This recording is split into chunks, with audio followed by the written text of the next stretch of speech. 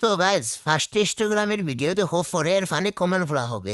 গাঞ্জা খায় যেসব ছেলেরা তাদের বউগুলো অনেক সুন্দর হয়, তাদের মন মানসিকতা অনেক ভালো থাকে।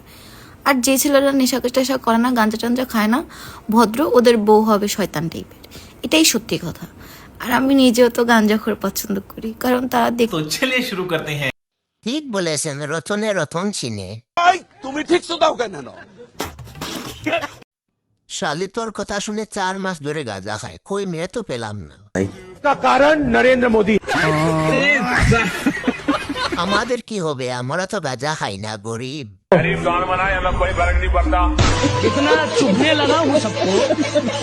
আমাকে দেখে এমনিতে নেশা হয়ে গেছে, গাঁজা লাগবে না। भाईजान कुछ ज्यादा नहीं हो गया ये? আমি তো গাঁজা খাই, আরো কত কিছু খাই, কিন্তু বউ তো পাই না। साला ये दुख का खत्म नहीं होता बे। আমি গাঁজা খাই, আমার চোখ সব সময় লাল। আমার চ্যাটার বাল